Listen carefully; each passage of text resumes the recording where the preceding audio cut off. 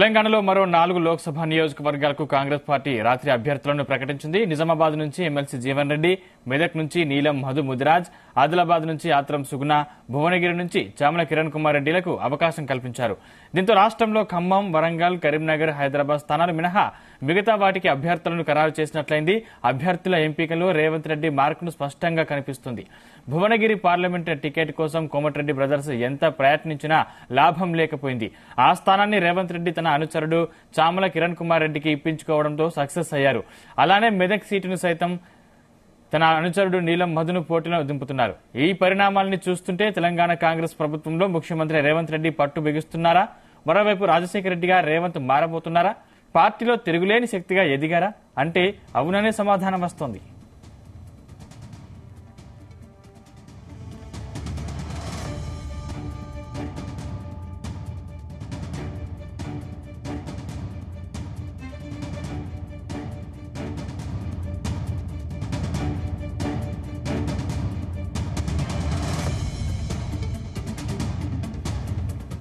ఇదే అంశానికి సంబంధించిన మరింత పూర్తి సమాచారం మా ప్రతినిధి జానయ్య అందిస్తారు. జానయ్య, సందీప్, ఎట్టకేలకు ఏదైతే కాంగ్రెస్ పార్టీకి సంబంధించినటువంటి ఎంపీ అభ్యర్థుల్లో 4 అభ్యర్థులను నిన్న ఏఐసిసి జాబితాను విడుదల చేయడం జరిగింది. నిన్న రాత్రి జరిగినటువంటి సమావేశంలో ఈ అభ్యర్థులను ప్రకటించడం జరిగింది. అయితే ఉమ్మడి నల్గొండ జిల్లాలోని భువనగిరి పార్లమెంటు నియోజకవర్గానికి సంబంధించి చామల కిరణ్ కుమార్ రెడ్డిని ప్రకటించడం జరిగింది. అయితే ఇక్కడ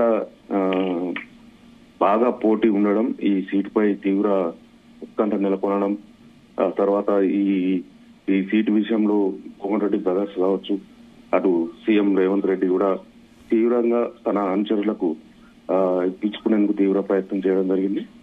ఈ నేపథ్యంలో ఇక్కడ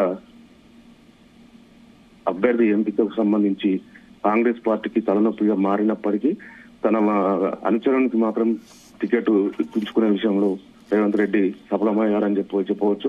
ఎందుకంటే గతంలో అసెంబ్లీ ఎన్నికలకు సంబంధించి కూడా అభ్యర్థుల ఎంపికకు సంబంధించి తన అనుచరులకు టికెట్ ఇప్పించే విషయంలో కోమటిరెడ్డి వర్సెస్ రేవంత్ రెడ్డి యాంగిల్లో నడవడం జరిగింది. ఈ నేపథ్యంలో ఇక్కడ సీఎం రేవంత్ రెడ్డికి ఇక్కడ పట్టు లేకుండా చేయాలనేది కోమటిరెడ్డి బ్రదర్స్ తీవ్ర ప్రయత్నం చేయడం, ఆయన తన అనుచరులకు టికెట్ ఇప్పించుకునే విషయంలో కూడా అసెంబ్లీ ఎన్నికల సమయంలో ఇబ్బందులు పడ్డ పరిస్థితి. కానీ ఇక్కడ భువనగిరి పార్లమెంటు నియోజకవర్గానికి సంబంధించి మాత్రం కోమటిరెడ్డి రాజగోపాల్ రెడ్డి, ఎమ్మెల్యే కోమటిరెడ్డి రాజగోపాల్ రెడ్డి తన భార్యకు టికెట్ కావాలని, అలాగే కోమటిరెడ్డి వెంకటరెడ్డి తన సోదరుడైనటువంటి మోహన్ రెడ్డి కుమారులకు సూర్యపవన్ రెడ్డి కావచ్చు, చంద్రపవన్ రెడ్డి వీళ్ళిద్దరిలో ఎవరికైనా టికెట్ కావాలని చెప్పి ఆయన కూడా ప్రయత్నం చేసిన పరిస్థితి. మరోవైపు బీసీకి టికెట్ ఇవ్వాలని కూడా కొద్ది రోజులు బీసీ వాదం కూడా తెరపైకి తీసుకురావడం జరిగింది. ఈ నేపథ్యంలో అక్కడ కూడా బీసీ నేతలు కూడా కొంతమంది టికెట్ ను ఆశించినప్పటికీ ఇప్పుడు రేవంత్ రెడ్డి మాత్రం తన అనుచరుడైనటువంటి చామల కిరణ్ కుమార్ రెడ్డికి మాత్రం టికెట్ వచ్చేలా మాత్రం చేసుకోవడం జరిగింది. అయితే ఈ భువనగిరి పార్లమెంటు నియోజకవర్గానికి సంబంధించి సీఎం రేవంత్ రెడ్డి అధిష్టానాన్ని ఒప్పించి టికెట్ ఇప్పించుకోవడంతో ఇటు కాంగ్రెస్ పార్టీకి సంబంధించి నల్గొండ జిల్లాలో సీఎం రేవంత్ రెడ్డి పట్టు సాధించుకున్నట్టుగా ఈ అభ్యర్థి ప్రకటనను బట్టి మాత్రం తెలుస్తుంది. ఈ నేపథ్యంలో ఈ ఎన్నికలకు సంబంధించి గతంలో ఇటు భువనగిరి పార్లమెంట్ కావచ్చు, ఇటు నల్గొండ పార్లమెంట్ కావచ్చు, కోమటిరెడ్డి బ్రదర్స్ కి పట్టు ఉన్న నేపథ్యంలో ఈసారి చామల కిరణ్ కుమార్ రెడ్డికి టికెట్ ప్రకటించడం, ఇక రేవంత్ రెడ్డికి అనుచరుడుగా ఆయనకు ఒక ముద్ర ఉండడం, మరి ఎన్నికల్లో సహకరిస్తారా లేదా అని మాత్రం తెలియాల్సి ఉంది. సందీప్, జానయ్య, అంటే తన అనుచరులకు కొత్తగా పార్టీలో చేరిన వారికి టికెట్ ఇస్తే సీనియర్ల పరిస్థితి ఏంటి? అయితే ఉమ్మడి నల్గొండ జిల్లాకు సంబంధించి కోమటిరెడ్డి బ్రదర్స్, అలాగే జానారెడ్డి, ఉత్తమ్ కుమార్ రెడ్డి, రామరెడ్డి, దామోదర్ రెడ్డి, ఈ 4 సీనియర్ నేతలు నల్గొండ జిల్లాలో అంటే ఉన్న 12 అసెంబ్లీ నియోజకవర్గాల్లో ఈ నలుగురు నేతల కన్సర్న్లోనే తమ అనుచరులకు కావచ్చు, వారికి టికెట్ కావచ్చు, ఏ విషయంలోనైనా సరే కాంగ్రెస్ పార్టీకి సంబంధించి అంత వ్యవహారం అంతా కూడా ఈ నలుగురి కన్సర్న్లోనే నడిచిన పరిస్థితి. అయితే అసెంబ్లీ ఎన్నికలకు సంబంధించి కూడా కోమటిరెడ్డి వెంకటరెడ్డి కావచ్చు, మంత్రి కోమటిరెడ్డి వెంకటరెడ్డి తన అనుచరులకు టికెట్లు ఇప్పించుకునే విషయంలో కొంతమేర సఫలమయ్యారని చెప్పవచ్చు.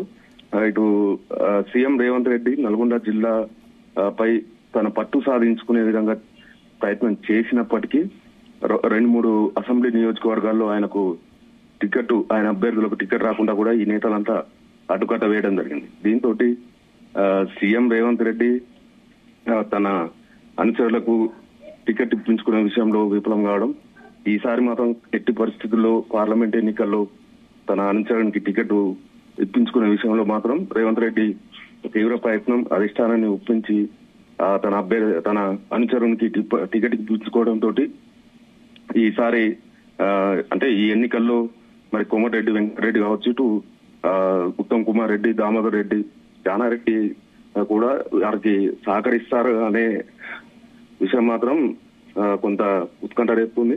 ఎందుకంటే కోమటిరెడ్డి వెంకటరెడ్డి, రాజగోపాల్ రెడ్డి వీరికి భువనగిరి పార్లమెంట్ పరిధిలో పూర్తి స్థాయిలో పట్టు ఉండడం, గతంలో కోమటిరెడ్డి రాజగోపాల్ రెడ్డి కూడా ఎంపీగా గెలుపొందడం, కోమటిరెడ్డి వెంకటరెడ్డి కూడా పోయినసారి పార్లమెంటు ఎంపీగా ఆయన ఉండడం, పార్లమెంట్ నియోజకవర్గ పరిధిలో వారికి పట్టు ఉండడం తోటి ఈసారి అభ్యర్థి మార్పు విషయంలో వారి పట్టు కోల్పోతారా, వారికి కాంగ్రెస్ పార్టీ పరంగా వారి అనుచరులు మరి ఎటువైపు సహకరిస్తారనేది కొంతమేర తెలియాల్సింది.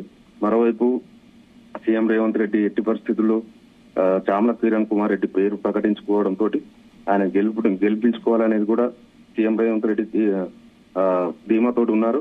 ఈ నేపథ్యంలో ఇటు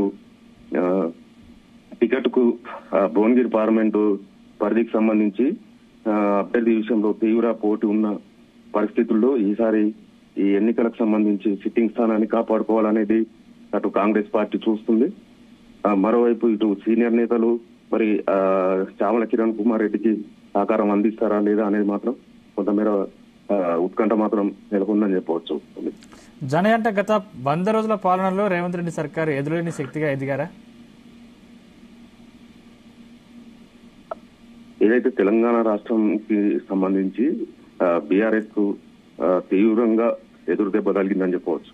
ఎందుకంటే 2 సార్లు అధికారం చేపట్టడం, ఆ పార్టీలోకే తీవ్రంగా పోటీ, ఆ పార్టీలో వలసలు ఎక్కువ కావడంతో పార్టీకి సంబంధించి కాంగ్రెస్ పార్టీ తీవ్రంగా నష్టపోవడం, మొన్న జరిగినటువంటి అసెంబ్లీ ఎన్నికల్లో కాంగ్రెస్ పార్టీ అధికారంలోకి రావడం, 100 రోజుల పాలన పూర్తి చేసుకోవడంతో పాటు కొన్ని వాళ్ళు ఇచ్చినటువంటి హామీలకు సంబంధించి కొన్ని గ్యారెంటీల అమలు విషయంలో కూడా వెంటనే చేసుకోవడంతో కొంత మార్పు ఉందని చెప్పవచ్చు. ఎందుకంటే వాళ్ళు ఎన్నికల్లో ఇచ్చినటువంటి హామీలకు సంబంధించి కూడా వారు అమలు చేస్తున్న పరిస్థితుల్లో 100 రోజుల మార్కు మాత్రం ఉందని చెప్పవచ్చు. ఎందుకంటే అటు ఉచిత మహిళలకు ఉచిత ప్రయాణం కావచ్చు, ఆరోగ్యశ్రీ కావచ్చు, మరోవైపు జీరో కరెంటు బిల్లు జీరో కావచ్చు, మరోవైపు 500కే గ్యాస్ సిలిండర్, ఇలా ఈ పథకాలన్నీ కూడా ప్రజల్లోకి వెళ్లడంతో ప్రజలు కాంగ్రెస్ ని గెలిపిస్తారా లేదా అనేది చూడాలి. మరి ఎందుకంటే వాళ్ళు ఇచ్చినటువంటి హామీలకు సంబంధించి అమలు చేస్తుండడంతో వారు తెలంగాణ రాష్ట్రంలో 17 స్థానాల్లో ఖచ్చితంగా 14 నుంచి 15 స్థానాల వరకు గెలుస్తామనే ధీమాతో ఉన్నారు. కానీ అభ్యర్థుల ఎంపిక విషయంలో మాత్రం పోటీ ఎక్కువగా ఉండడంతో మరి ఇప్పుడు ఎంపిక కాబడ్డటువంటి అభ్యర్థులకు సహకరిస్తారా లేదా అనేది కూడా కొంతమేర ఉత్కంఠ నెలకొందని చెప్పవచ్చు.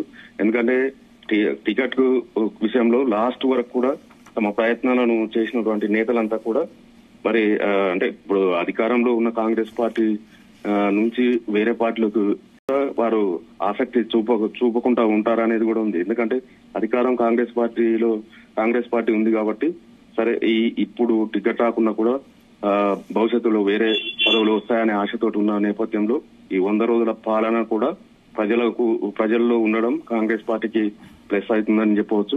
ఈ ఎన్నికల్లో వారు ఖచ్చితంగా తమ అభ్యర్థుల గెలుపును చూపిస్తారనేది మాత్రం కనపడుతుంది. Right, thank you Janaiah.